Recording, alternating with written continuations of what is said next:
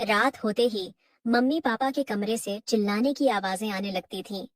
एक बार मैंने सोचा कि मैं जाकर देखती हूँ कि वो दोनों किस बात पर लड़ रहे हैं। मम्मी पापा का कमरा मेरे कमरे के बगल में था और मेरे कमरे में खिड़की लगी हुई थी जो सीधा उन दोनों के कमरे में खुलती थी। वो खिड़की ज्यादा पुरानी तो नहीं थी, पर उसमें दो तीन छेद हो गए थे। मैं उन्हीं छेदों से अंदर की तरफ झांकने लगी तो देखा कि पापा मम्मी से कुछ करने के लिए कह रहे हैं, पर मम्मी मना कर रही थी। अचानक पापा ने मम्मी को कुछ ऐसा दिखाया जिससे वो मना नहीं कर पाई और पापा का साथ देने लगी।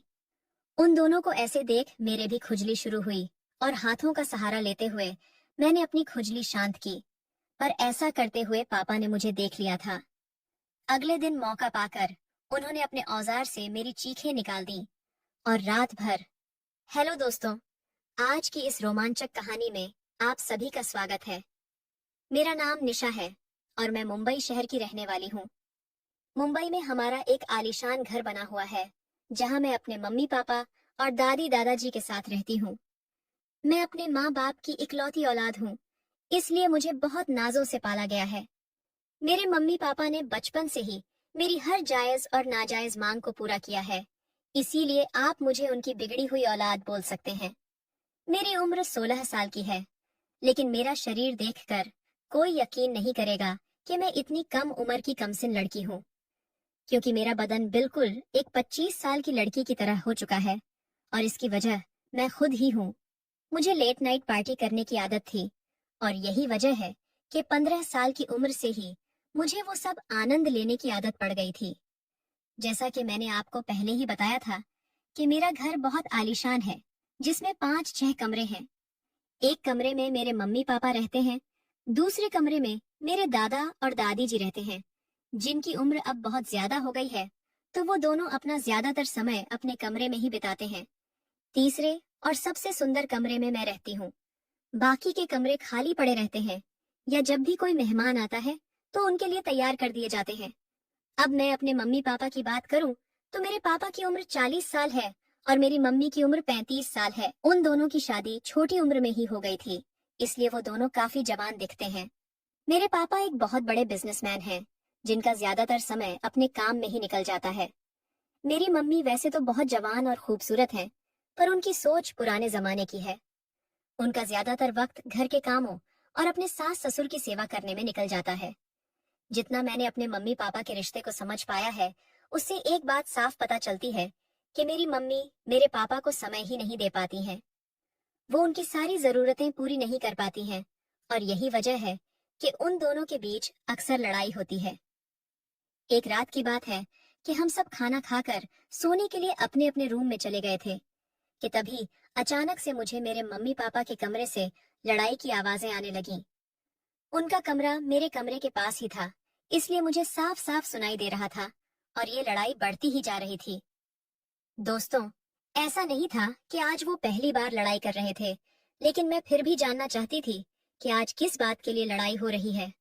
पहले तो मैंने सोचा कि मैं सीधा मम्मी पापा से जाकर पूछूं, लेकिन फिर बाद में मुझे लगा कि वो दोनों मेरे सामने शर्मिंदा हो जाएंगे, इसीलिए मैंने पूछना उचित नहीं समझा।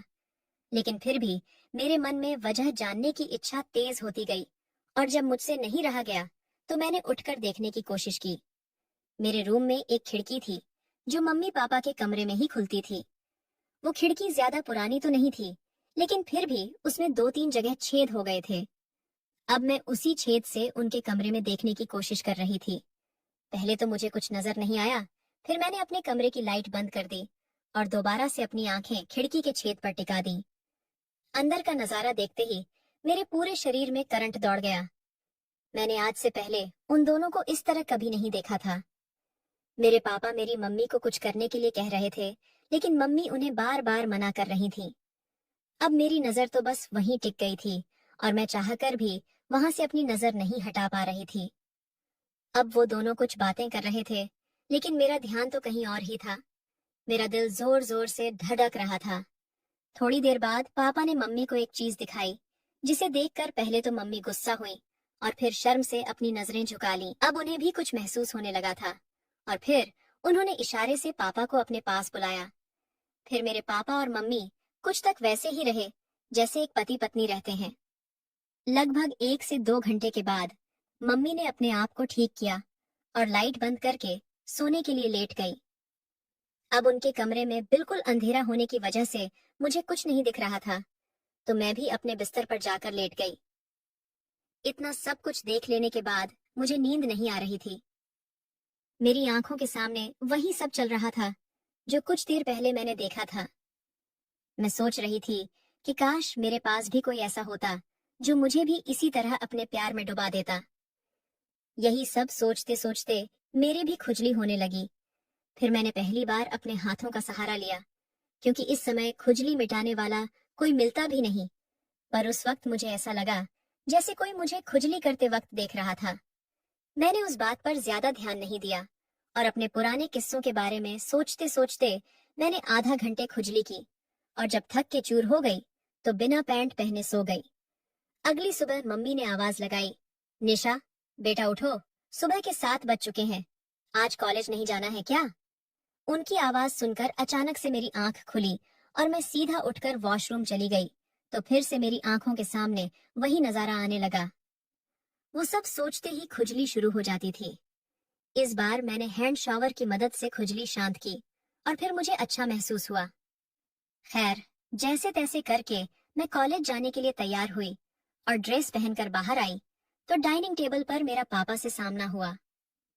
मैं रोज सुबह पापा को गुड मॉर्निंग विश करती थी, तो उस दिन भी मैंने पापा को उसी तरह विश किया और उनकी बगल वाली कुर्सी पर बैठकर नाश्ता करने लगी।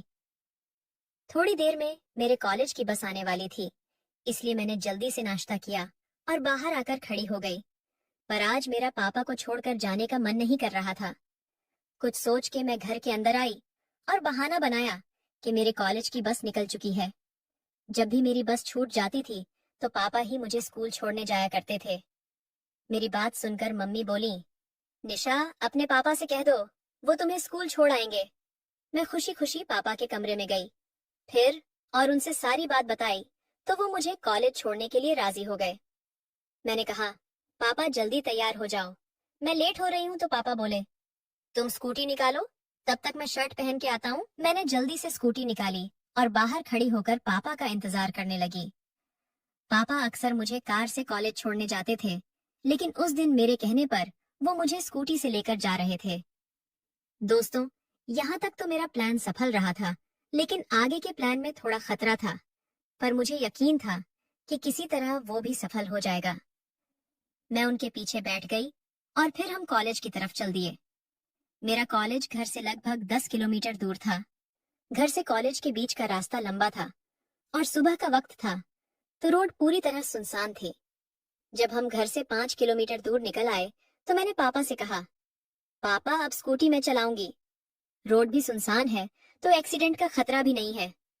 तो पापा ने परेशान होकर कहा, हाँ ठीक है, लेकिन हैंडल मैं ही पकड़ूंगा। अब मुझे मेरा प्लान कामयाब होता दिख रहा था। मैंने उनकी बात पर सहमति जता दी। पापा ने गाड़ी साइड में रोककर मुझे अपने आगे बैठाया और मेरी बगल में से अपने दोनों हाथ डालकर हैंडल पकड़ा और धीरे धीरे स्कूटी चलाने लगे। लेकिन अब मेरा ध्यान स्कूटी चलाने पर नहीं था, क्योंकि मेरा इरादा तो कुछ और ही था। इसी तरह मस्ती करते करते मैं कॉलेज पहुंच गई और कॉलेज में पहुंचते ही मैंने फिर से पापा को विश किया। मेरी इन सब हरकतों को देखकर पापा अब थोड़ा सा परेशान हो गए थे, क्योंकि इससे पहले मैंने आज तक ऐसी कोई हरकत नहीं की थी। मुझे कॉलेज छोड़कर पापा वापस घर की तरफ चले गए। कॉलेज में आने के बाद भी मेरे दिमाग में वही सब घूम रहा था। अब मेरा दिल कर रहा था कि मैं पापा के साथ गाड़ी पर ही बैठी रहूं। अब पता नहीं मुझे क्या हो गया था। ऐसा कौन सा तूफान मेरे अंदर उठ रहा था कि मैं अपने पापा के ही साथ ऐसा सब कुछ करने के लिए सोचने लगी थी। खैर, अब आगे बढ़ते हैं। फिर मैं अपने मन की इच्छा और मेरे मन में चल रहे तूफान को लेकर घर पहुंची। उस वक्त लगभग 2 बज रहे थे और घर में दादा दादी के अलावा कोई नहीं था। मम्मी कहीं गई हुई थी और पापा अपने ऑफिस में थे। कॉलेज से आने के बाद मैं वॉशरूम चली गई और फ्रेश होकर बाहर निकली। मैं बहुत थक चुकी थी, इसलिए चुपचाप बेड पर लेट गई और कब मेरी आंख लग गई मुझे पता ही नहीं चला। जब मेरी आंख खुली तो शाम के 5 बजे रहे थे। फिर मैंने नहा धोकर कपड़े पहने और मैंने कपड़े भी उस दिन कुछ अलग दिखने वाले पहने थे। अब पापा के आने का टाइम हो गया था, लेकिन मम्मी का कोई पता नहीं था कि वो कब आएंगी। शाम के 7 बजे किसी ने डोरबेल बजाई तो मैं भाग के गई और दरवाजा खोला। मुझे पता था ये पापा के आने का समय है। दरवाजा खोलते ही पापा मेरी तरफ देख मुस्कुराए और बोले, बेटा आज तो बहुत स्मार्ट लग रही हो। ये सुनकर मुझे बहुत खुशी हुई, क्योंकि अब मेरा प्लान अपनी कामयाबी के रास्ते पर जा रहा था। घर के अंदर आने के बाद पापा फ्रेश होने के लिए अपने कमरे में चले गए। ऑफिस से आने के बाद पापा तुरंत ही चाय पीते हैं, इसलिए मैं चाय बनाने के लिए किचन में चली गई। थोड़ी देर बाद पापा भी फ्रेश होकर किचन में आ गए और वहीं खड़े होकर इधर उधर की बात करने लगे। मैं पीछे मुड़कर पापा की तरफ देखा तो उनकी नजर कहीं और ही थी। अब मुझे ऐसा लग रहा था कि मेरे मन की इच्छा पूरी हो जाएगी, और बस मैं ऐसे ही खड़ी रही। चाय बन चुकी थी, इसलिए मैंने पापा को चाय दी और बाथरूम में जाकर खुद को शांत करने लगी। मैं जैसे ही बाथरूम से बाहर निकली, मैंने देखा कि मम्मी आ चुकी हैं। उनको इस वक्त घर में देखकर मुझे बहुत गुस्सा आया, क्योंकि मेरी इच्छा पूरी ही होने वाली थी, पर अब उनके आने के बाद ऐसा कुछ नहीं हो पाएगा। मुझे पापा से अपने मन की इच्छा जाहिर करनी थी, जो मैं मम्मी के सामने बिल्कुल नहीं कर पाऊंगी। पापा भी मम्मी के आने के बाद थोड़ा दुखी हो गए थे, क्योंकि ना तो वो ही कुछ करती थी और ना ही उन्हें कुछ करने देती थी। मम्मी ने खाना बनाया और हम सब ने साथ बैठकर खाना खाया। खाना खाने के बाद पापा मुझसे बोल, निशा चलो थोड़ा बाहर घूम कर आते हैं। पापा मुझे लेकर घर के बाहर आ गए। फिर बाहर आकर उनका मूड चेंज हुआ और मुझसे बोले, चलो बेटा आज कोई पिक्चर देख कर आते हैं।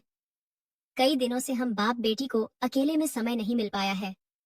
तब मुझे पापा पर इतना प्यार आया कि पापा मेरे साथ अकेला रहने की कितनी कोशिश कर रहे हैं। खैर, फिर हम स्कूटी पर सवार होकर एक सिनेमा हॉल में पहुंच गए और रास्ते में ही मम्मी को फोन कर दिया कि हम दोनों पिक्चर देखने जा रहे हैं। सिनेमा हॉल में कोई पुरानी मूवी लगी होने की वजह से ज्यादा भीड़ नहीं थी। पूरे हॉल में लगभग 50 से 60 लोग ही मौजूद थे।